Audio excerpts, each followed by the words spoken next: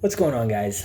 Joseph here with Take Charge Nutrition and Fitness. I just wanted to make a video today about health. All right, I get a lot of questions, comments, concerns, and people reaching out to me really in search of just overall general health, thinking that there's a correct answer or a right answer, and that you need to seek some sort of guidance for it. So, this video is going to provide that guidance. Alrighty, so. When we talk about health, I'm actually going to talk to you in bullet points in terms of what's most important. Alrighty, so with health, the very most important thing is emotional and mental health. Alrighty, that is number one. Without that, you can have nothing else. Alrighty, so we're talking about emotional and mental health. We need to start bringing up what bothers you. What are the things that really get under your skin? And I challenge you to think about why do they get under your skin?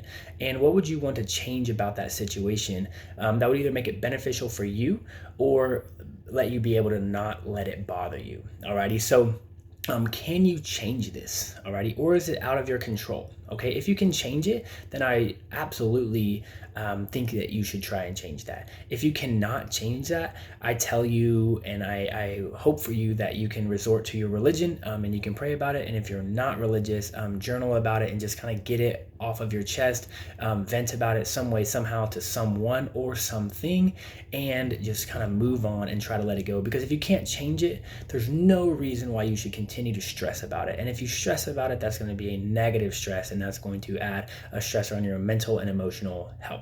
All right. And remember, without mental and emotional health, nothing else we try to do in life is going to make sense or fall into play the way that we think it should. Okay. So, what do you think about most often is my bullet point number two for mental and emotional health. Is it positive or negative? If you think about negative thoughts most often, you are almost always guaranteed to live a negative lifestyle and to put that negativity into the world. Alrighty, so I challenge you to change your train of thought. Okay, do your best to change every negative situation into a positive situation, or just let the negative situation go, let that negative thought go. Okay, and again, always resort back to your prayers and your journals if you just can. Just get it off of your chest, and hopefully that will help you move on. Okay, what you put into your mind is going to lead how you treat other people. It's going to lead how you tackle your day, how you tackle your work. So remember, our mind state controls everything, and we have to live in a. And I understand a lot of people will have negative thoughts here and there. Okay, but if it is if most of the things you think about have either a negative side to them or a negative outcome, then the rest of your life is going to be negative. Okay, so just think about that. Alrighty. And then lastly, with our mental and emotional state is, do you have any goals or aspirations or dreams? Okay. Living a life without goals, dreams, or aspirations is kind of just living a life going with the flow on the lazy river, just floating around with no purpose. Okay. And we have to have purpose. We have to have why. Okay. So if you do not, this could lead to a depression, or this could lead to an unhealthy behavior that could be driven by excitement or could be driven by any external factor that we don't really need. And this is why people cheat. This is why people go and break laws and do all types of things that have a negative outcome. Okay, so goals, aspirations, dreams, set them, hit them, break them, whatever the case may be, and then set new ones. Alrighty. Then I want to go on to nutritional health. Nutritional health is, do you maintain a healthy diet? Okay. Is there more good food going into your body than bad? Alrighty. So it doesn't mean that you have to be perfect 24/7. It doesn't mean that you can't go and eat your Chick-fil-A or your Whataburger or your cake here and there every now and then. That's not what I'm saying at all. But on more days than not, are you putting good, healthy, nutritious things into your body? Alrighty. Do you even know what good foods are? All right. So a lot of times people think that certain things are really good and we can eat them all the time in abundance, and that's not always the case. Alrighty. So if you need help with, hey, what's a good, healthy decision? That's where I challenge you to reach out to a nutrition coach and get help for that, because a lot of times we fall into this realm of, oh, so and so told me that I should do this because it was healthy, and at the end of the day, it's not. And sometimes we link are weight loss with healthy, and that's also not the case at all. Okay, weight loss is actually an unhealthy thing. Okay, so keep that in mind. And last but not least, are we stress eating, snacking, or binging? Okay, if we are stress eating, snacking, or binging, again, go back to number one: are we mentally and emotionally healthy? Okay, alcohol consumption is bullet point number two for nutritional health. Alcohol consumption is part of our everyday life. Okay, alcohol has weaved into our DNA and our blood, our families, our religions, our lifestyles. Okay, and so it's everywhere. Okay, however, alcohol is not healthy on any level. There are no health benefits to alcohol that you can't get from somewhere else, that won't lead to a negative outcome. So with alcohol consumption, I challenge you to think about how much are we drinking? Why are we drinking? Are we looking for a mental or an emotional relief? And if we are, go back to point number one, alrighty, and figure out what those things are that's bothering you and why we are venting through alcohol. Okay, you do not need alcohol to have fun. You do not need alcohol to make friends. You do not need alcohol to find a relationship. Alcohol is not necessary for anything. Okay, so please keep that in mind. With alcohol consumption is not always, but a lot of times it can lead to unhealthy things. It can lead to cheating. It can lead to drunk driving. It can lead to making bad decisions, irrational decisions that alcohol make it seem more rational. And so, again, going back to our lifestyle and our behavior and our mental, emotional states, alcohol doesn't help really at all. Okay, so please try to find that vice. Please try to find something else to help you live a better lifestyle and make healthier decisions. Alrighty. So, my last bullet point for nutritional health is: are you choosing foods based on your lifestyle, or is your lifestyle causing you to make food choices? Okay, there's a difference. So, what that means is if I'm sedentary and I don't have a lot of activity going on, am I making food choices that support that? Okay, someone who works at a desk all day and someone who is active all day have two totally different nutritional needs. Alrighty, the problem is sometimes, and most of the time, the more active person eats more like the sedentary person should, and the sedentary eats more like the active person should. Okay, meaning sedentary people, a lot of times we have higher calorie diets, higher fat diets, fried foods, sugary foods, snacks. Okay, at the office, if you're sedentary at the office, your break room is probably loaded with sugars, sweets, caffeines, fried foods, people catering things, donuts, cookies, whatever the case may be. That's what you will see in a break room most of the time, where it shouldn't be ever. Alrighty. And so our active people, they like to eat very healthy. They like to have salads 24/7, vegetables, tons and tons of vegetables with little to no calories or nutritional value. So not nutritional value. Vegetables and fruits are very high in nutritional value, but calories is what I'm talking about. Are we having enough calories in turn, which is going to give us enough energy to support our activity? Okay, so calories are our energy source, and if we don't need a lot of energy day in and day out because we are not that active, we do not need that many calories. And so, like I said, most of the time, sedentary people eat more like the active people should be, and active people eat more like the sedentary people should be. Okay, so we actually need to flip flop that. Again, reach out to a nutrition coach for help and guidance on how you should eat to your lifestyle rather than letting your lifestyle choose the way you eat. Okay. The other thing is a lot of times we feel like we are so busy, we have to order out, we have to go to a drive-through, we have to get something quick, fast, in a hurry. But a lot of times we have time to meal prep and make healthier decisions.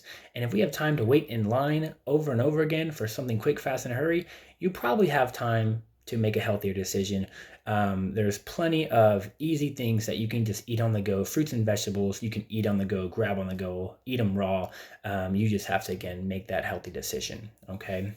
So make sure that we really write our schedule out and see, do we have time to make a healthier nutritional choice, a healthier nutritional decision? If you don't know what that looks like, again, reach out for help. There's plenty of people that are out there that would love to help you in terms of a nutrition coach, not a supplement coach, not someone who is attached to a supplement line or any sort of buy my product type person. Okay, so get a coach. Whether it's a lifestyle coach or a nutrition coach that will help you make healthier nutritional decisions, not sell you a product. Alrighty. All right. Last but not least, Again, this is the last thing in terms of health, and that is physical health. Okay, that is the last thing we need to worry about. If we can get bullet point number 1, which was emotional and mental health under control, bullet point number 2, which is nutritional health under control, then I hope that you can tackle physical health. Alrighty. First question in physical health: are you active? Plain and simple question: yes or no. Are we active? Yes or no. And a lot of times we will say no. What does active look like? Activity looks like 30 minutes of planned exercise every single day, whether it's resistance training, boot camps, walking, running, whatever it is. It's a planned activity. Alrighty. And so if it's planned, we can consider it exercise. Alrighty. Now, if we have our 30 minutes of planned exercise day, we should have an exercise routine. We should have it on a schedule. That would make it a routine, all right? And this is, again, every single day, at least 30 minutes, all righty? It's not that hard to set aside 30 minutes. It could be when you first wake up. It could be before you go to bed, whatever the case may be. And we'll get into some other options a little bit later.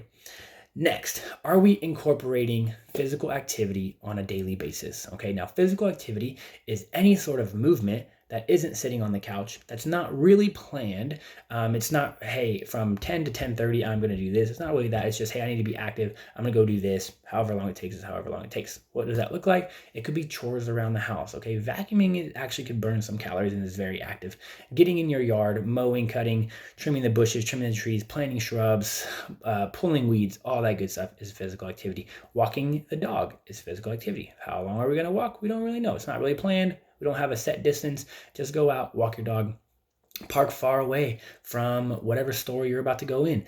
Get that extra activity going into the store and coming back out of the store. Get extra activity by walking around the mall when we can get there, alrighty? So make sure we're incorporating on top of our exercise, physical activity, living a more active lifestyle. Okay. And last but not least, do we perform some sort of movement that decreases all stress? Okay. What does that look like? It looks like stretching.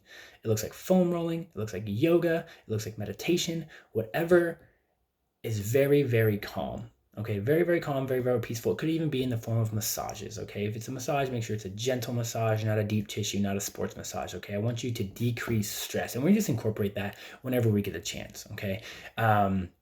Stress is actually, exercise is actually a stressor, and it's a negative stress, okay? So exercising more isn't always the answer to make you healthier, okay? And that's where a lot of people are just misconstrued, or they just have it, they think more and more and more exercise. The more I can exercise, the better I am. And that is not the case. Okay. If you're going to increase exercise intensity, exercise duration, exercise frequency, physical activity, and if you're going to increase that, we have to increase a lot of other things to be able to keep up with that. Okay. You can't eat the same food, exercise more, and expect to reap positive results. You can't exercise more and not stretch more or meditate more or get a massage more and expect a positive result. You can't exercise more without giving your body a negative stress, without really taking the time to sit down and figure out, why do we think we need to exercise more? Again, goes back to our emotional and mental health. Why do you feel the need to exercise more, to exercise overcompensate for what is actually needed? Because again, 30 minutes a day is about all you need. Okay, so you can get to almost any single goal with 30 minutes a day. Okay, whatever your goal is. Alrighty. So to sum it all up, notice that I didn't talk about your weight one single time. Okay, I didn't talk about the scale at all. The scale has nothing to do with your health. Absolutely nothing. The reason why we attach a negative health condition with the scale is because a lot of times when we gain a lot of weight and we are obese, then we have all of these things that I just talked about in a negative manner. Okay, we have negative emotional health, we have negative nutritional habits, and we have negative physical activity and physical health. Okay, so however, if you have an amazing emotional and mental health, you have an amazing emotional and nutritional health. Maybe you just really like to eat all the broccolis, all the multigrains, all the healthy foods, and maybe you like to exercise and you have a lot of muscle on your body. The scale, in terms of what the doctor will see, is not going to be what they want, and they're not going to understand what you're doing. So please stop tying your weight into I'm unhealthy, because that's not the case. Okay, I can guarantee you, if you do bullet point number 1, emotional and mental health. Bullet point number 2, nutritional health. You're eating to your lifestyle, not letting your lifestyle control the way you eat. And you are getting some sort of 30 minutes of exercise every single day in combination with some sort of physical activities, in combination with some sort of just de-stressor overall, whether it's meditating, stretching, foam rolling, massage. I guarantee you, you will be overall healthy. Okay, your blood levels, your labs, everything will begin to turn into the right direction without even touching the scale. Okay, so at the end of the day, do not tie your weight to your health. Okay, tie your lifestyle to your health. Okay, and our healthy lifestyles are composed of emotional, mental, nutritional, and physical activities. Alrighty, guys. Hope this helps. If you have any questions, definitely reach out to me. I'm always here to help out and answer you guys' questions. This is Joseph from Take Charge Nutrition and Fitness.